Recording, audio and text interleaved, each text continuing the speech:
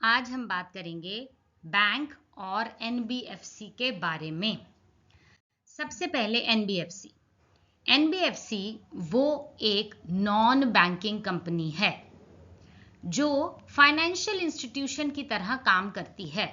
काम तो लगभग वो बैंकों के जैसे ही करती है, लेकिन वो बैंक नहीं है। वो एक फाइनेंशियल इंस्टीट्यूशन है जो बैंक के जैसे हैं। These institutions are bank like institutions. Bank से हटके बैंक के जैसा काम करने वाले इंस्टीट्यूट्स होते हैं एनबीएफसी। वो आम जनता को पैसे से रिलेटेड सारी सर्विसेज जो हैं वो प्रोवाइड करते हैं। पैसे से रिलेटेड क्या हो सकता है? आपको लोन चाहिए, एनबीएफसी से मिलेगा। इन्वेस्टमेंट करनी है, इंश्योरेंस करवानी है, इसके अलावा बहुत सारे और प्रोडक्ट्स और सर्विसेज एनबीएफसी ऑफर करते हैं।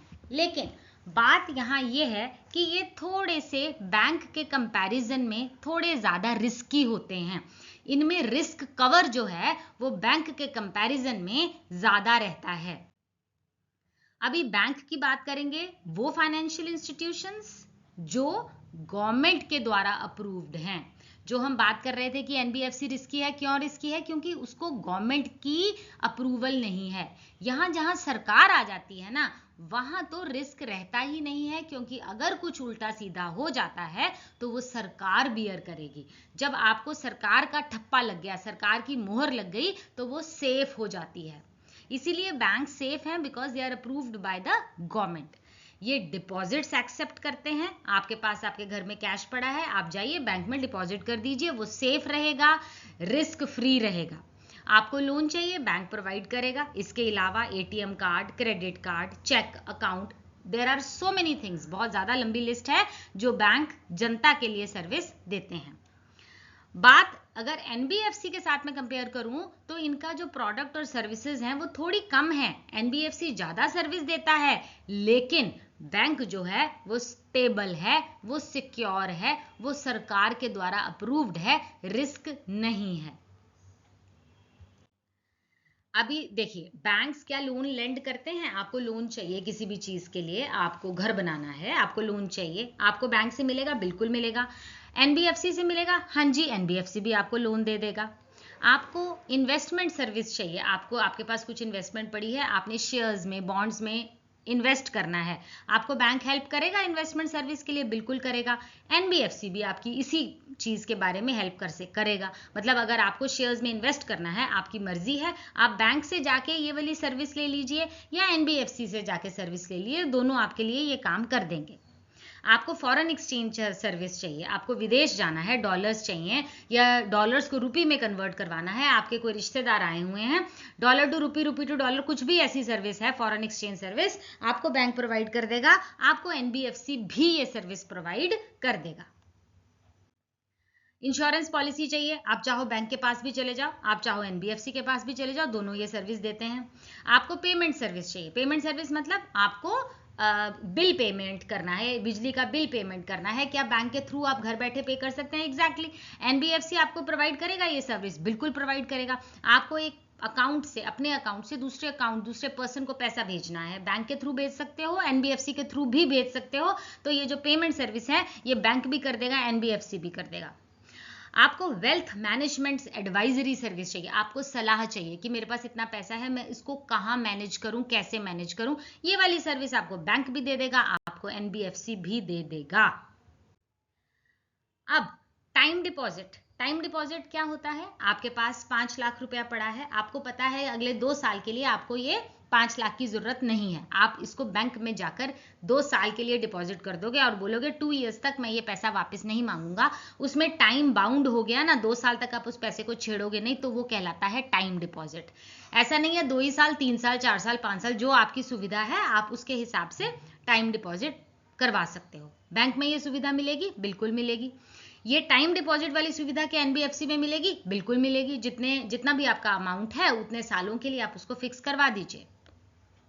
अब आई बात पते की डिमांड डिपॉजिट। डिमांड डिपॉजिट क्या होता है? अभी हमने आपको बताया कि आप 3 साल 4 साल के लिए डिपॉजिट कर दीजिए, वो हो गया टाइम डिपॉजिट। एक होता है डिमांड डिपॉजिट। डिमांड डिपॉजिट, मान लीजिए मेरे पास 1 लाख रुपया पड़ा है, मैंने जाके बैंक में डिपॉजिट कर दिया और कल मुझे वो पैसा चाहिए, तो क्या मैं कल जाकर वो पैसा निकलवा लूं? अगर ये सुविधा मुझे कोई दे रहा है तो उसको कहते हैं डिमांड डिपॉजिट।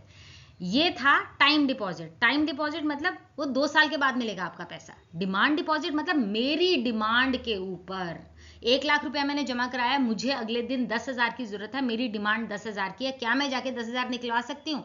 फिर मुझे 5 चाहिए, 2 दिन के बाद मुझे 10 चाहिए। इस तरह से मैं कब निकलवाऊंगी वो बैंक में से पैसा? जब मेरी डिमांड होगी, जब मेरी मर्जी होगी, उसको बोला जाता है डिमांड डिपॉजिट। तो प्रश्न ये उठा, क्या बैंक आपको डिमांड डिपॉजिट देगा? जी हाँ, बिल्कुल देगा। क्या एनबीएफसी आपको डिमांड डिपॉजिट देगा? जी नहीं, बिल्कुल भी नहीं। ये एक ऐसा सर्विस है, ये एक ऐसी चीज है डिमांड डिपॉजिट जो आपको सिर्फ बैंक दे सकता है, एनबीएफसी आपको नहीं दे सकता। बिना बैंकिंग लाइसेंस के, जो वो वाला बैंकिंग लाइसेंस आरबीआई इशू करती है, कोई भी financial institution demand deposit accept नहीं कर सकता। मतलब आरबीआई ने जिस इंस्टीट्यूट को वो बैंकिंग लाइसेंस दिया है, सिर्फ और सिर्फ वो ही इंस्टीट्यूशन डिमांड डिपॉजिट एक्सेप्ट करते हैं। टाइम डिपॉजिट एनबीएफसी भी कर लेगा, क्योंकि उसमें जो आपका पैसा है वो फिक्स्ड टाइम पीरियड के लिए लॉक हो गया, वो आपने नहीं मांगना। अगर आपने 4 साल का करवाया है तो 4 इयर्स तक आप उसको नहीं मांगोगे। और टाइम डिपॉजिट में ब्याज दर, जो इंटरेस्ट है, वो ज्यादा रहता है। किसके कंपैरिजन में? डिमांड डिपॉजिट के कंपैरिजन में। डिमांड डिपॉजिट में ब्याज दर थोड़ी कम रहती है, क्योंकि वो तो आपकी मर्जी है ना, आपने चाहा सुबह निकलवाया, शाम को रखा, फिर अगले दिन निकलवाया। So no high interest rate is on the time deposit, low interest rate is on the demand deposit. Now demand deposit में जो है, जो डिपॉजिटर है, जिसने पैसा जमा करवाया है, वो जब चाहे वो पैसा निकलवा सकता है, और उसके लिए उसको बैंक को कोई प्रायर नोटिस नहीं देना पड़ेगा कि भैया मैं कल पैसे निकलवाऊंगा या मैं आज शाम को पैसा, ऐसा कोई नोटिस जो है बैंक को इंफॉर्मेशन करने की जरूरत नहीं है। जब दिल किया जाइए पैसा निकालिए।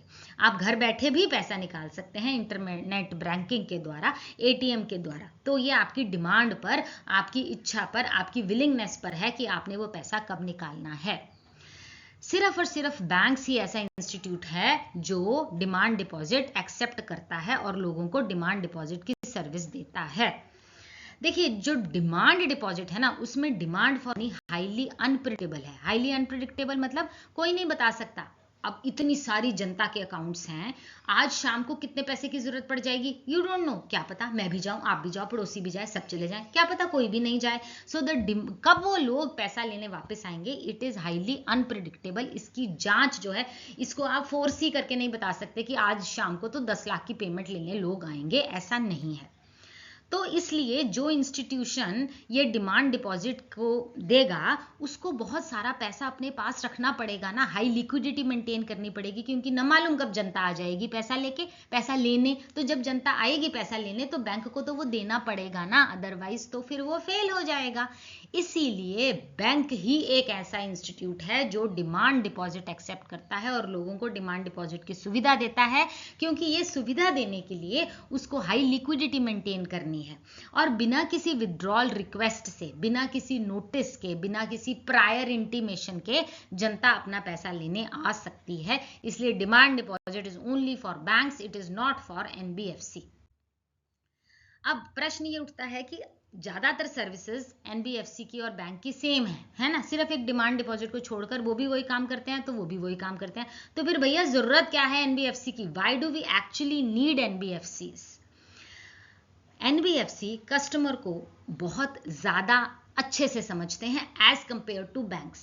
हम ये नहीं कह रहे कि बैंक कस्टमर को समझता नहीं है, एनबीएफसी थोड़ा ज्यादा अच्छे से समझता है। एनबीएफसी अपने आप को कस्टमर की रिक्वायरमेंट के हिसाब से ढाल सकता है। ऐसा क्यों है?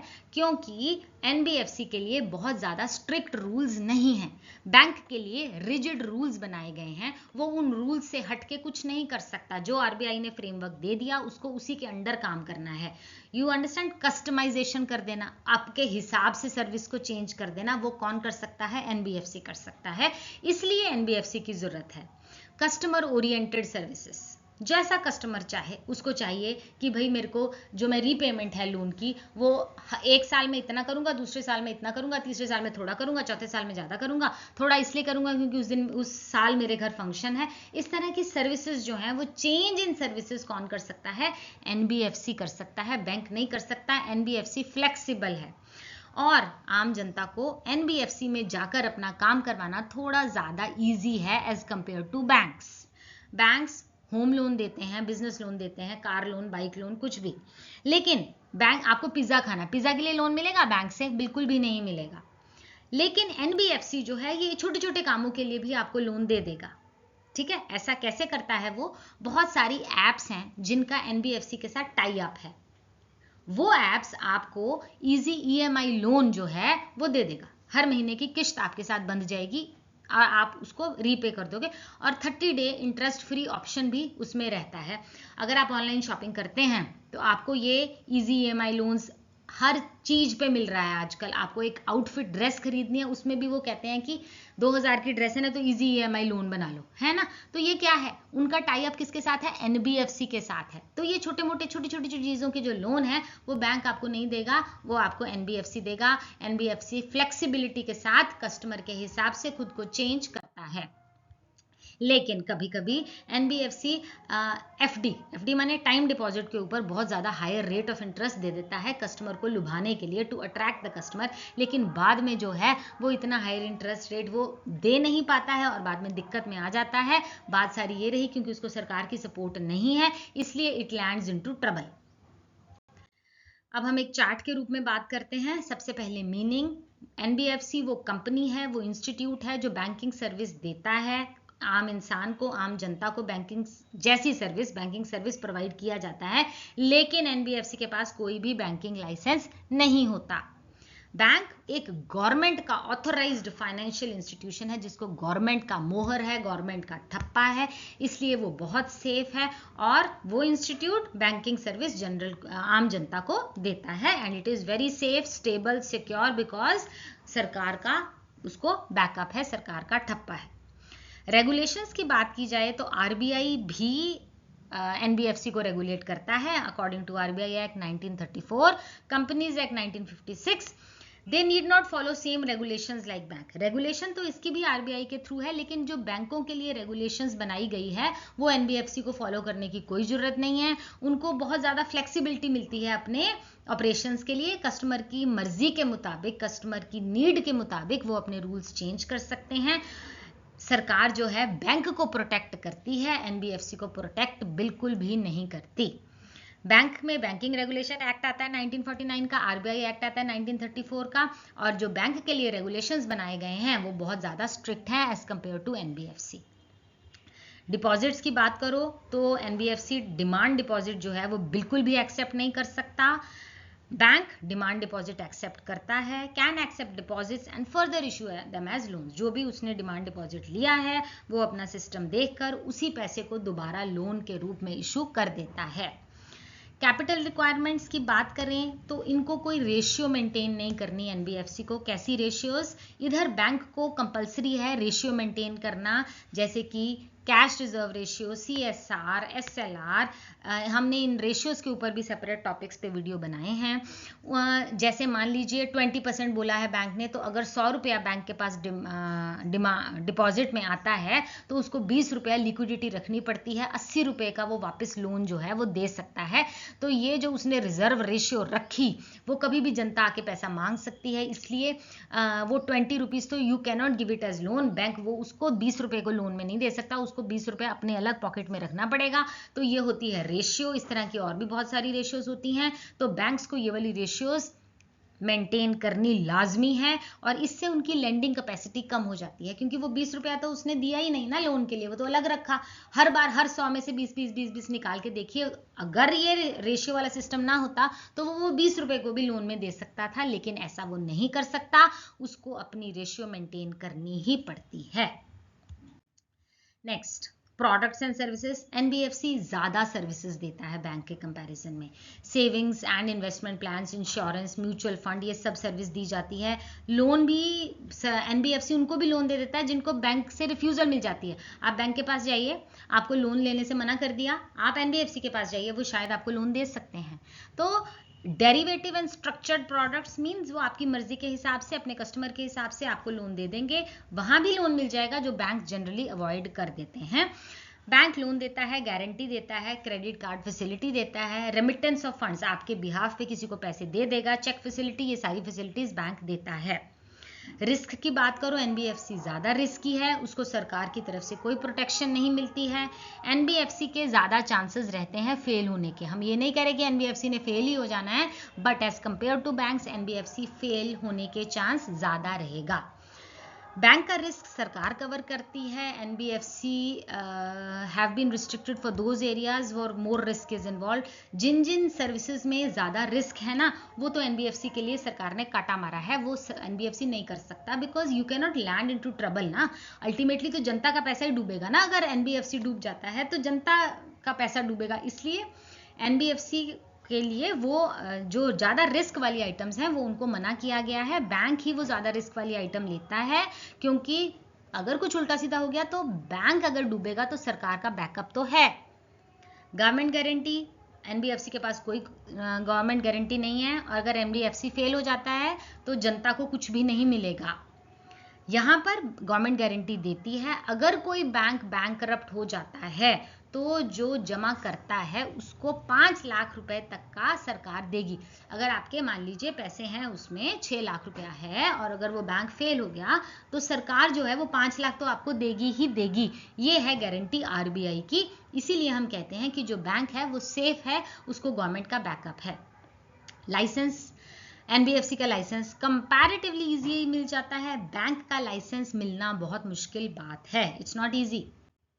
तो ये आर्टिकल यहीं खत्म होता है। I hope I have made the things clear to you. कोई डाउट हो तो प्लीज कमेंट सेक्शन में पूछ सकते हैं। मेरा चैनल लाइक कीजिए, सब्सक्राइब कीजिए, शेयर कीजिए। Thank you for watching. Stay safe, stay blessed.